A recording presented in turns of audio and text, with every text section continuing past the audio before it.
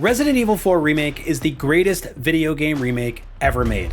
You can stop right there. It's the new gold standard for taking a classic, iconic, beloved video game and modernizing it for a whole new generation, while simultaneously honoring, delighting, and surprising hardcore fans of the original game, like me.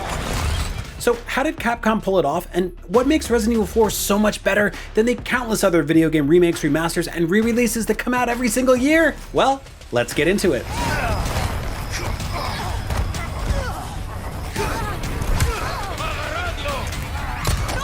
It's abundantly clear the deeper you get into Resident Evil 4 that this remake was made by a team of people who deeply respect the source material. Building something that manages to both satisfy and surprise obsessive fans of the original game, the kind of people who have replayed the 2005 version countless times on damn near every platform it's ever been ported to, I'm very guilty of that, is no small task, especially when they also need to ship a game that works as a AAA action horror game by modern standards. To understand why this was an especially difficult task to pull off, you need to look at just why the 2005 version of Resident Evil 4 works to begin with. Want to start explaining? It's a survival horror game. Sure, you've got limited resources, conserving ammo and health will keep you from getting killed by hordes of horrible creatures and massive monsters. Even more so though, it's an action game. You get machine guns and grenades, you jump out of second-story windows, suplex bad guys, and blow stuff up with a rocket launcher. It rules. So connecting all of this is a tone and aesthetic that expertly balances two distinct feelings: fear and campiness. It's scary and violent, you explore dark and moody environments while things try to kill you and decapitate you. It's got nods to classic horror, like the Texas Chainsaw Massacre, Alien, and The Thing. There's an infection that makes people psychotic, a religious cult, a murderous pack of tentacle wolves, just to name a few. But at the center of it all is our protagonist, Leon S. Kennedy, a wisecracking himbo pretty boy who delivers corny jokes and silly puns while nightmarish horrors are trying to murder him. Guess that's a local's way of breaking the ice. He throws chicken eggs, wears silly costumes, he rides a jet ski into the sunset while holding a teddy bear keychain. Spoilers. Resident Evil 4 Remake ups the intensity of gore and the horror atmosphere, but it also totally retains Leon's goofball attitude and even gives him a bunch of great new dad jokes to deliver after he kills monsters with a machine gun or almost gets stabbed to death. Kill me for the repairs later. He's like a Ken doll with a gun. I just love him. Now, Capcom easily could have left this stuff on the cutting room floor in favor of going full-on gritty, mature survival horror, but I'm so glad they didn't. This self-aware humor is quintessential to exactly what makes Resident Evil 4 tick. The same way the Evil Dead franchise is known just as much for its gore as it is for Ash Williams' hilarious one-liners. Groovy. Now, they pushed and pulled in certain areas, of course. The tiny Napoleon-esque villain Salazar lost his funny little hat this time around, which is definitely a slight bummer, but ultimately Resident Evil 4 Remake is still campy and occasionally silly, and that's a really hard thing to pull off in a game where you can also get sawed in half by a chainsaw. One thing that Capcom did effortlessly modernize is the controls. The original Resident Evil 4 acted as sort of a half step between classic Resident Evil 10 controls and the run-and-gun third-person shooter mechanics that exist today in modern contemporary franchises like The Last of Us and GTA 5. Resident Evil 4 employed what many fans dubbed as stop-and-pop gameplay. Leon couldn't move and shoot at the same time, and the entire game is built around these limitations, forcing players to expose themselves to vulnerability every time they halt their pace or fire off a few rounds. Now, personally, I've never had a problem with these controls when I revisit the game every year, even as modern games in this genre have long since moved away from them. It only takes me a few seconds every time to recalibrate to my annual runs in the original game, and I'm popping off headshots on bad guys in no time.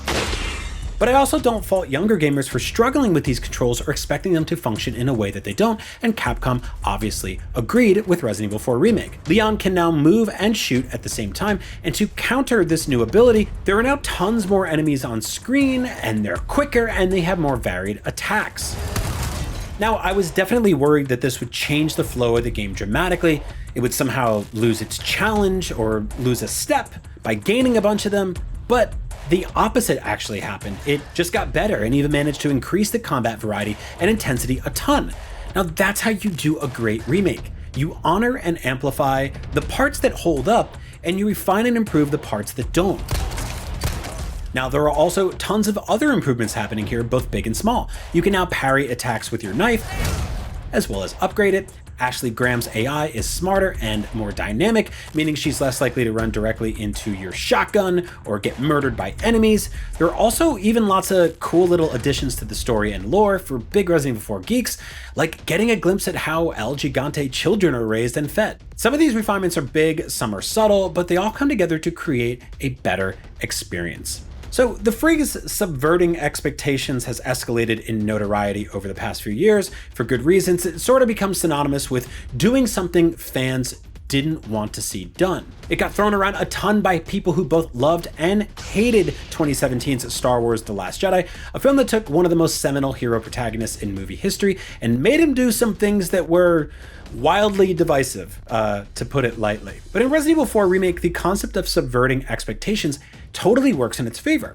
Capcom could have built a game that is structurally identical to the original, which would have still been really cool, but you know, kind of predictable. But instead they opted to rework entire sections of the game so that fans like me, who had the entire game memorized to begin with, from front to back, were constantly on their toes. A frequent back and forth for me while playing through this remake were two themes: familiarity and surprise. I'd run through a stretch that I knew well, only to be hit with a new enemy or entire section that I'd never seen before.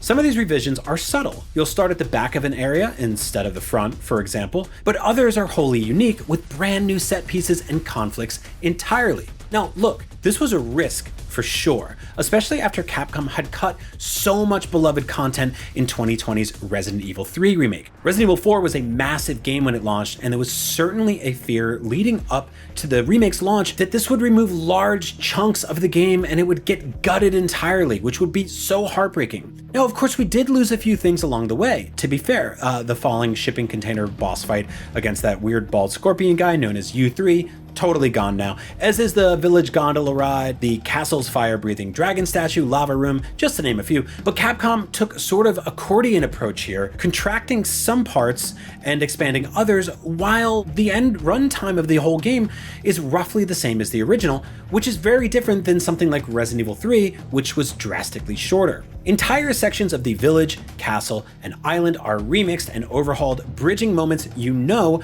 with things that you didn't see coming. Again, all while modernizing the gameplay and retaining the atmosphere, horror, humor, and flow that makes Resident Evil 4 so fantastic to begin with. In Hollywood, one of the most egregious examples of a remake done wrong is Gus Van Sant's 1998 take on the classic Hitchcock horror movie Psycho.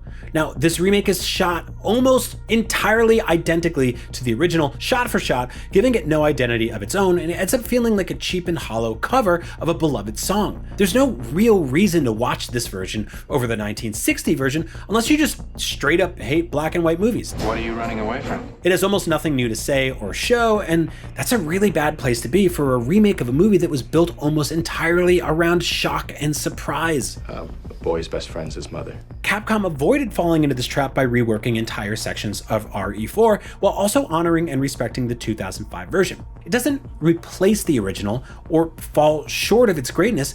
It confidently stands alongside it like a young chef standing next to a culinary master while each of them prepare their own takes on a cherished comfort food. I now have two excellent versions of my favorite game of all time to devour whenever I feel like it, instead of one that's delicious and one that just leaves a bad taste in my mouth. Okay, I promise that's the last of the food metaphors today. I'm hungry, I'm low on energy. Maybe I'll just eat a chicken egg I found behind a shack next to a rotting cow skeleton. Leon would do it. I'm sure you boys didn't just tag along so we could sing Kumbaya together at some Boy Scout bonfire. Not only is the Resident Evil 4 remake the best video game remake, but it's arguably the best video game to ever get a remake. Hear me out. On virtually every list of the best games of all time, you'll find the original Resident Evil 4. It's a masterclass of action horror. It reinvented third-person shooters as we know them today. It paved the way for franchises like Gears of War and Dead Space, and it fundamentally and permanently reshaped the future of the Resident Evil series from being centered entirely around locked camera angles and tank controls. The original Resident Evil 4 is a damn near perfect video game. Attempting to remake it is like attempting to remake something like Terminator 2. You better absolutely get it right, or you're gonna piss off millions of fans and do a massive disservice to the sacred source material, which is probably why Terminator 2 has never been remade, instead getting several canonical sequels that all fall way short of reaching its level of perfection. Hasta la vista, baby. Now, games have it even tougher because they generally age very differently than films do. A game from the early 2000s might feel completely out of date today, whereas most films, aside from the ones that got sloppy 4K conversions or bad studio recuts that make them actively worse or different, pretty much exist exactly as they did in their original form, and they can be enjoyed on any television with the push of a button. Modernizing iconic classic games is a huge undertaking, and one that we've seen go wrong so often as it's gone right. Now, there are remakes like Demon's Souls and Ocarina of Time 3D, which add a gorgeous new coat of paint and a bunch of quality of life features, but still feel structurally similar to the core source material, taking kind of a if it ain't broke, don't fix it approach. But there are also remakes of classic games that definitely miss the mark. GameCube's Metal Gear Solid: The Twin Snakes, the 2004 remake of the 1998 classic Metal Gear Solid, it added a bunch of first-person aiming, which broke a bunch of boss fights, and it had frequent frame rate and slowdown issues. Super Mario 64 DS added a ton of new content like extra stars, levels, minigames, but it launched with the Nintendo DS, a system that didn't have an analog stick, meaning gamers now had a portable version of one of the best 3D platforming games ever made, but they had to control it with the D-pad, or like this weird plastic strap thing that came with the console early on. Then there are things like the GTA Trilogy Definitive Edition, which brought together a trio of beloved, amazing GTA games, and then riddled them with bugs, glitches, weird, ugly visual overhauls, and seemingly AI-generated textures. What happened there?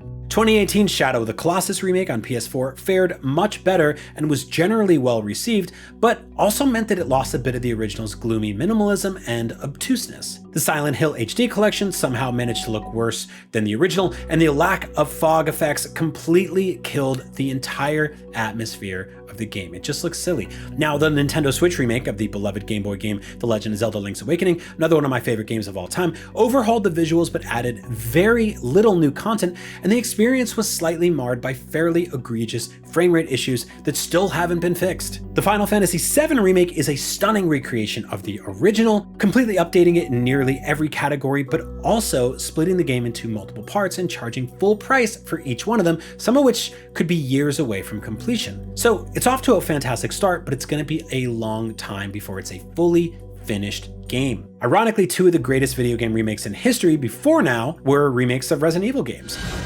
GameCube's Resident Evil Remake, dubbed by fans as Remake, took the 1996 game and added a ton of new areas, weapons, and bosses. I love you, Lisa Trevor, along with stunning, incredibly detailed pre-rendered backgrounds that caused many fans to call it the best looking video game of all time at the time. 2019's remake of Resident Evil 2 was even more dramatic, taking the antiquated controls and fixed perspective of the 1998 game and evolving the entire experience into a modern action horror masterpiece.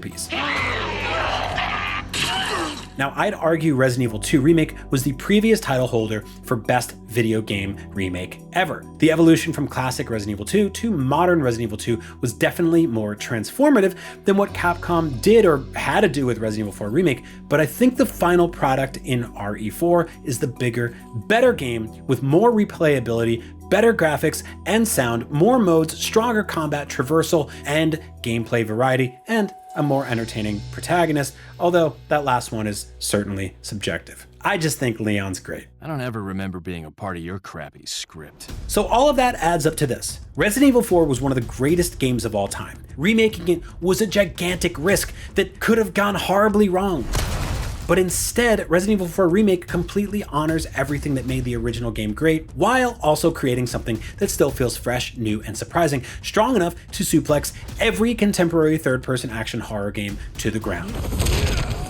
It's the greatest video game remake ever made, and any developer currently attempting to remake a classic game should pay very close attention to everything Capcom accomplished with Resident Evil 4. All spoiled thanks to your interruption. So what do you think is the greatest video game remake ever made? Do you agree with my argument for Resident Evil 4? Well, great. That was easy. I love when it just works out like that. Thanks for watching. That's super cool. No thanks, bro. Wait, hold on. Do you think a different game remake was better? That's a mouthful. Oh, okay, fine. Well, we're gonna do this? Good, go for it. You talk too much. Sound off in the comments below and make your case. Either way, thank you so much for watching this video, and for all things Resident Evil 4, you are already in the right place. IGN. Stranger.